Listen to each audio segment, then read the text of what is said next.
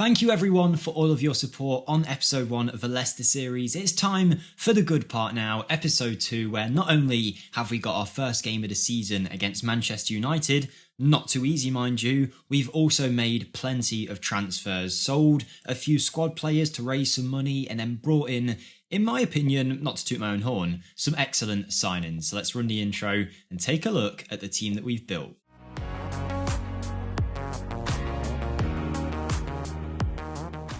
Hello everyone, Jake here. Welcome to episode 2. Thank you very much for turning up for the second episode. Buzzing to get into this one. I haven't actually managed a friendlies myself, so it'll be my first time actually seeing my team play against Manchester United here. But the pre-season's been good. We'll go into that in a second, and the transfers as well, the biggest part of this video. But before we do any of that, if you could continue to show your support by smashing that like button and hitting that subscribe button to get as close to 10,000 subscribers as possible, that'll be awesome. If we can hit 100 likes on this episode yet again, episode 3 will not be far around the corner. Comment down below what you think of my transfer business, check out the Discord in the description, and if you want to become a channel member, check out the join button. But let's get it underway, shall we? I am Leicester City manager. I've been here for about a month or so now, I think, and our pre-season friendlies have gone exceptionally well. We beat Sheffield Wednesday 2-1 in Jamie Vardy's testimonial, then we beat a couple of Austrian sides 2-0 and then 4-1. We beat Real Madrid 1-0 and then Osasuna 4-1 away from home. Now, obviously pre-season friendlies aren't too much to go off, but our team is playing well. If it wasn't for a bunch of injuries, I'd be very happy right now, but our team is full of injuries, ones that we started with and then more that we've picked up down the line, including some of the players that we've bought in. And I think that's probably the best place to go next, right? Our transfers. Starting off with the sales, we let our first player go in Daniel Armati, who, don't get me wrong, is a useful squad player. He can play right back, midfield if you needed him to, and also centre back, but my vision for the team doesn't really include him in. If I was going 5 at the back, maybe he'd make a good wide centre-back, but the wages he was on, the price that we could get for him, there was interest. I thought I've got to give it a go. We managed to get rid of him for 18.75 million to Russian club Dynamo Moscow, where he got player of the match and a 9.8 average match rating in his first game by the looks of it. Maybe we're going to regret selling him, but I don't know. I could not reject that kind of money. I thought I was going to get £2 or £3 million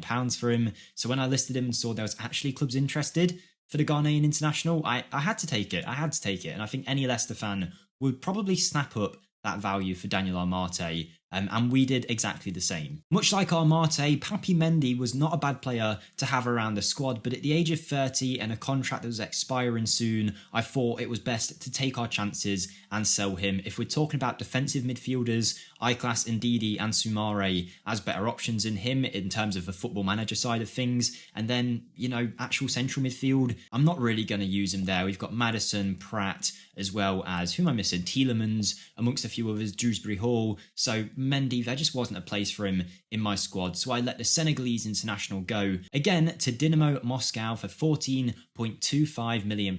He's headed over to Russia. He's had a poor first game, but they were trying to buy all of our players. I don't know where all of their money has came from, but I was happy to take it off them.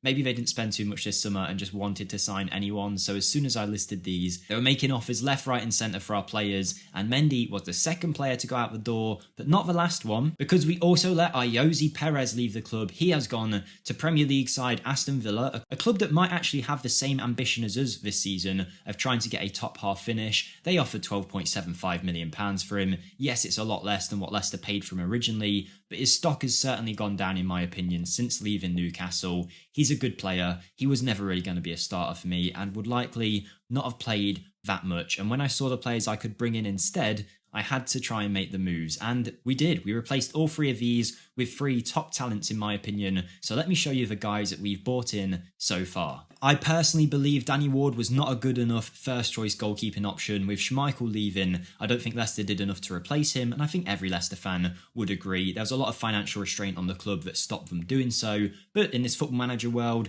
we managed to sell some players and free up some cash, and we were able to bring in Altay Bayandir, a Turkish 24-year-old goalkeeper who is the starting keeper for Fenerbahce and has been extremely impressive in the last few seasons. He comes in as clearly our first choice goalkeeper goalkeeper. He's got great reflexes, great handling, good aerial reach as well at 6'6", which will hopefully help with Leicester's issues of conceding goals from set pieces. With him claiming the ball from corners, I think he's going to do a great job. We didn't pay that much either, £9 million, being at Fenerbahce with a contract that was running slightly low. We were able to get him on a cut price deal, and you can see his value is already a lot higher than what he originally was on. 24 years old for a goalkeeper is very young, plenty of time to improve and stick with us, and he is our new man in the net. But he is injured right now, so we won't see him in this first match. With Almaty going, our centre-back options weren't looking great. Vestergaard is still someone that I'm trying to get out the door. There is still time on the transfer window, by the way, so you still might see some extra transfers in the next episode, but I'm trying to get rid of Vestergaard,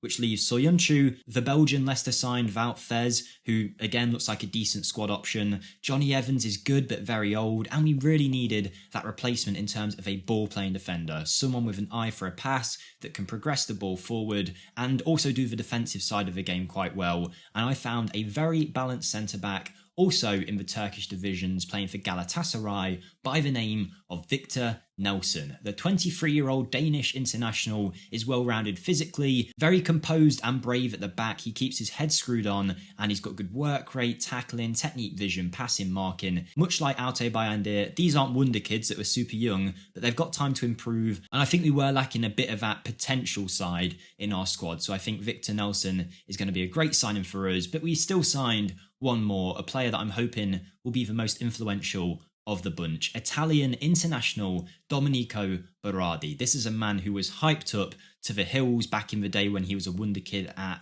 Juve, I want to say. Am I right in thinking that? He was at Juve at some point. He then went to Sassuolo, and you can see the last few years he has been exceptional from wide positions in terms of getting a goal scorer in return. We are going to be using him on that right-hand side. Our best option beforehand was Albrighton and Perez. I think Berardi comes in way over the top of them. He's not going to be here for 10 years or probably even 5 years, but the Italian is good enough right now, and we need some of that star quality. 24 caps for Italy and 6 goals, a big part of their national side. Cutting in with that left foot on the right, he is going to be a brilliant inverted winger for us. Physically quick, pacey and agile. He's a good free kick and penalty taker as well, a great passer of a ball, and he can finish his chances just as well. I really like him. I think he's going to be top draw. Still coming back from an injury, so I'm not sure we'll really see him today, but I think we've got a great deal on him. 150 grand a week is one of the highest contracts that we do have at the club, but I think it will be worth it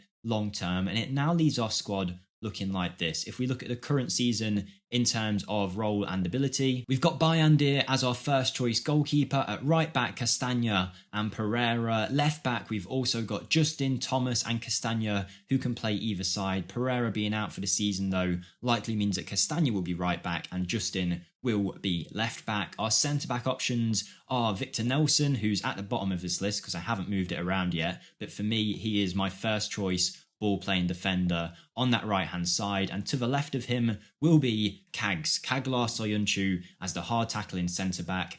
We might play a 4-2-4, we might play a 4-3-3. I'm not sure our team is quite ready for the 4-2-4 yet with our striking options and a few injuries, so I think for now we'll stick with the 4-3-3, and in doing so, we've got a very well-balanced squad. We'll place someone like Ndidi or Tielemans here behind the midfield, in the box-to-box midfielder role. You've got Dewsbury Hall, Ndidi, Soumare. We've got Maddison, who's available to go forward, as well as Tielemans if needed in that Mezzala role. And then on the right-hand side, as mentioned, we now have Berardi and Albrighton. Left side is Barnes and potentially Maddison, again Albrighton as well. And then up front, Daka, Iheanacho and Jamie Vardy. Very happy with the squad that we've made. We've got pretty much no budget left. I need to adjust that to balance out the wages a little bit. Let's keep it going until we see the wages in the positive. There we go. The only way things will change is if we sell someone, and it might be one of Maddison or Tielemans. Maddison, plenty of interest, but no bids. I'm not wanting to let him go, but it depends what comes in for him. And then Tielemans has said that he doesn't want to sign a new deal with us and would like to leave on a free. We might be able to change his mind, but right now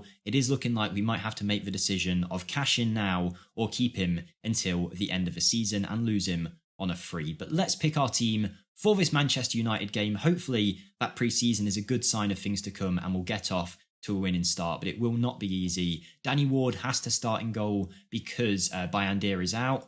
Although, as someone who's not very match sharp, I think I'm going to give it to Daniel Iverson to start instead. Danny Ward has just came back from an injury too. We've been in a massive injury crisis. And I just want the fit players playing right now, so we will go for Iverson. Castagna and Justin are our fullbacks, with Evans and Nelson. Is Soyuncu available? He is, and for that reason, I will be playing Kaglar Soyuncu. I see these two as our ideal back pair. We'll talk about the midfield in a second, but up front it will be Jamie Vardy, who is slightly struggling for match fitness, but supposedly can play the full game, so he is going to start here, and Iheanacho can come off of the bench. Harvey Barnes is on the left, and because of Berardi being out, I don't really want to start Albrighton, no offence to you, Mark, but James Maddison is actually going to start on the right, which leaves us a little bit light in the midfield. Now, ideally, I play Tielemans back here and then have Maddison able to go forward. Tielemans is a much better deep line playmaker than Ndidi will be. As good as Ndidi is at holding and tackling, the pass inside isn't really his strong suit, but he is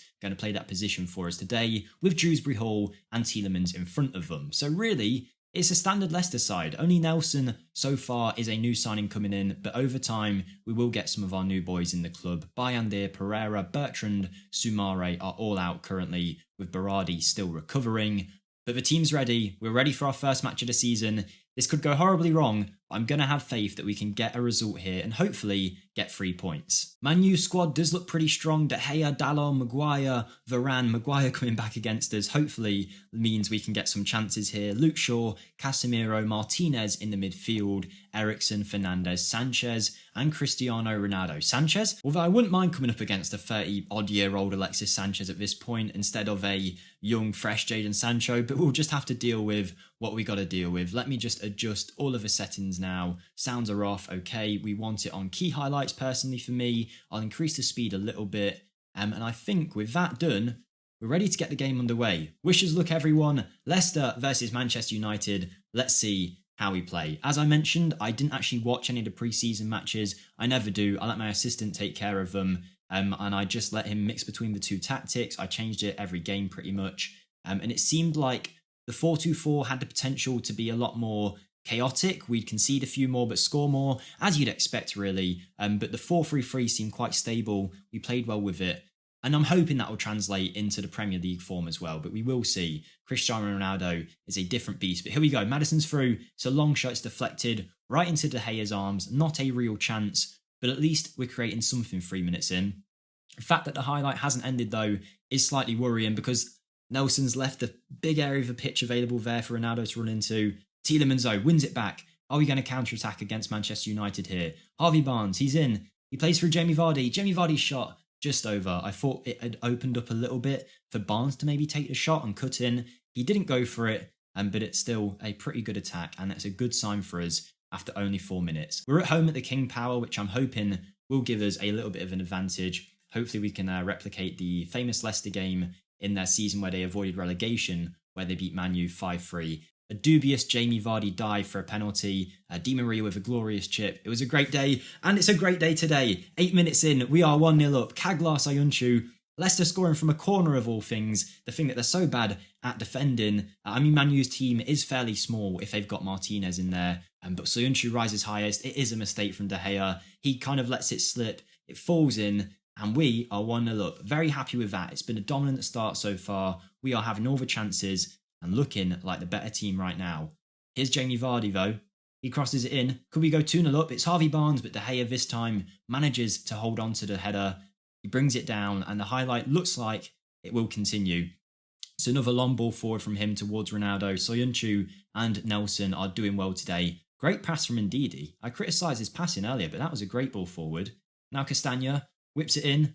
Harvey Barnes, it's headed away, but we keep the pressure on. Man U are struggling here to get a foothold of the ball, and that is exactly what we want. Tielemans playing fantastically. Jamie Vardy, 2 minutes in, 10-0 up. 2-0 up. 10 minutes in, 2-0 up. There you go. To anyone who doesn't watch Football Manager often, by the way, if this is your first time watching an FM series, this is not meant to happen. It's not meant to be easy. I think we've just riding a bit of a good tactic wave here, and the team playing well together.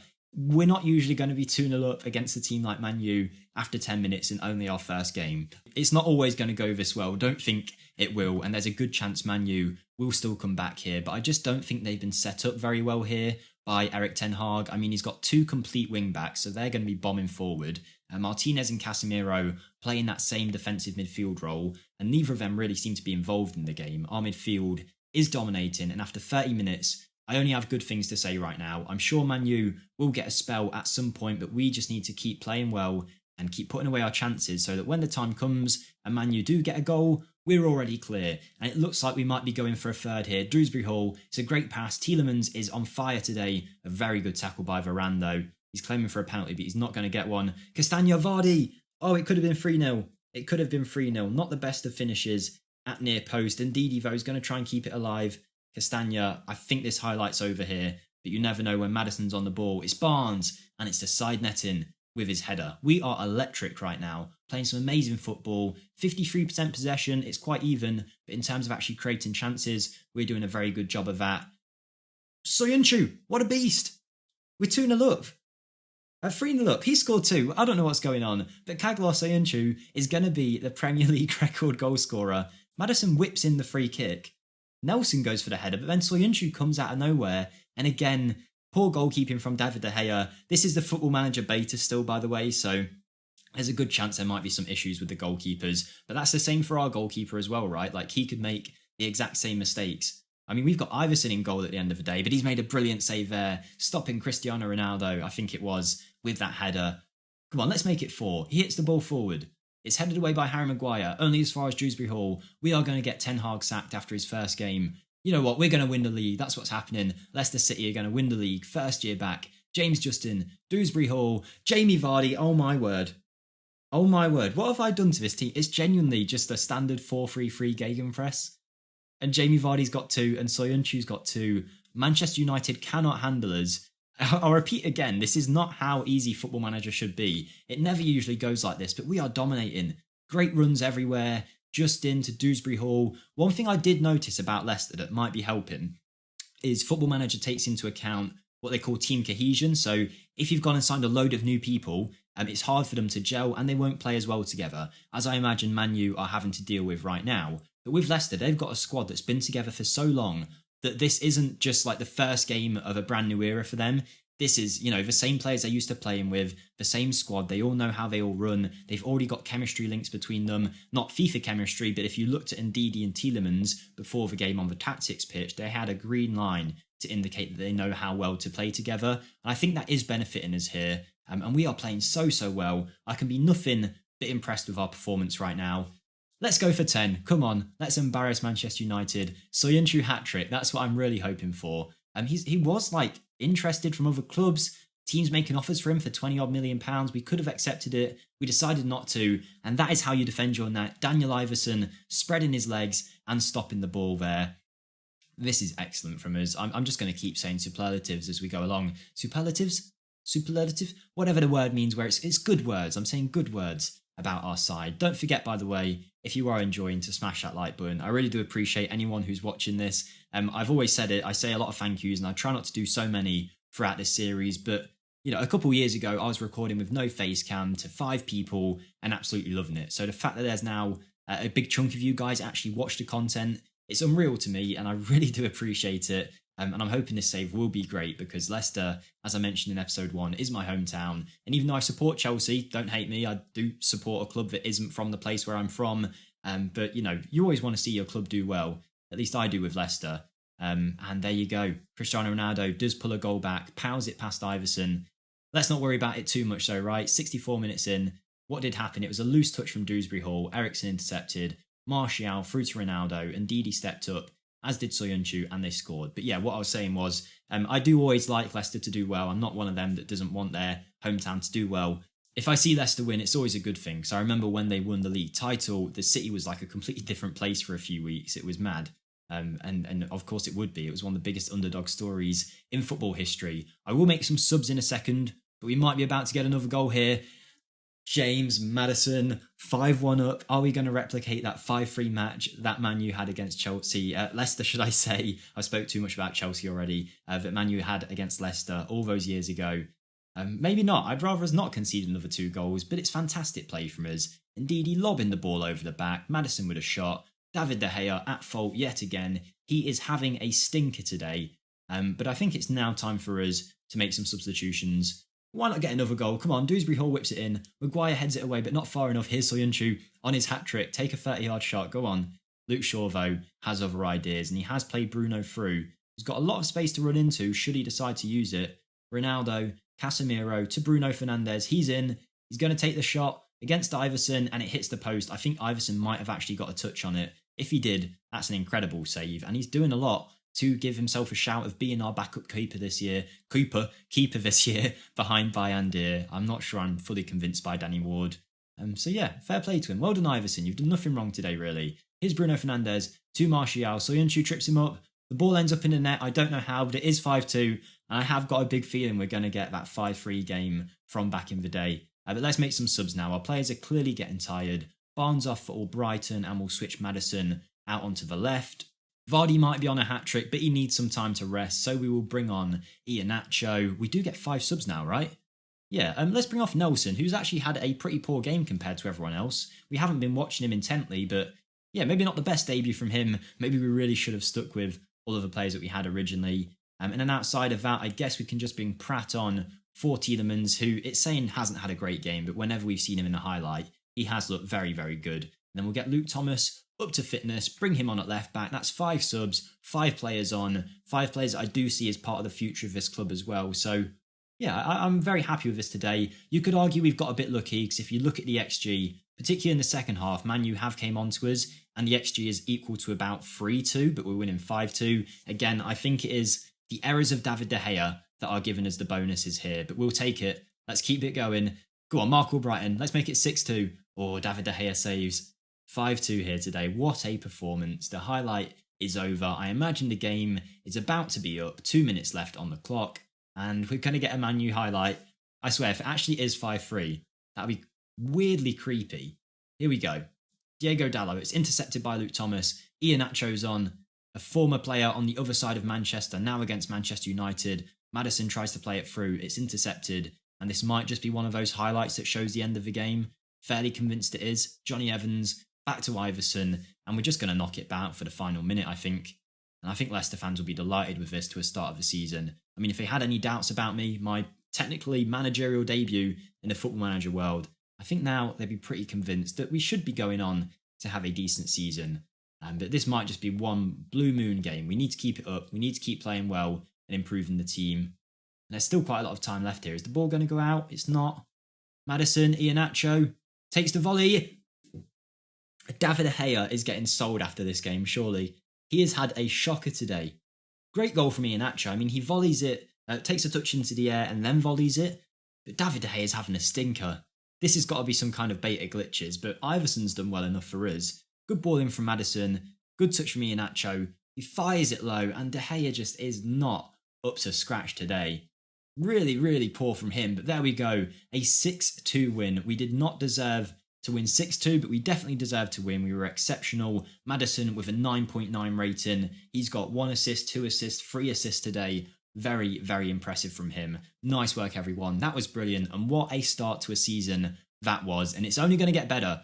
I feel like that's the best start we could have had to the series. Some good transfers coming in, some good transfers out, a 6-2 win against Man U, and a perfect pre-season so far. We're going to have a great time on this series. I can feel it. Thank you everyone for watching. If you have enjoyed, smash the like button, subscribe. You'll next see us sometime in the October stages, I would have thought. So make sure you ring that notification bell so you don't miss out on the uploads. By October, I don't mean in real life, I mean in the Football Manager world. So when we get to about this stage, I'll record a video. But anyway, probably didn't need to explain that. I'll shut up now. You all have a great day, and I'll see you next time. Thank you, and goodbye.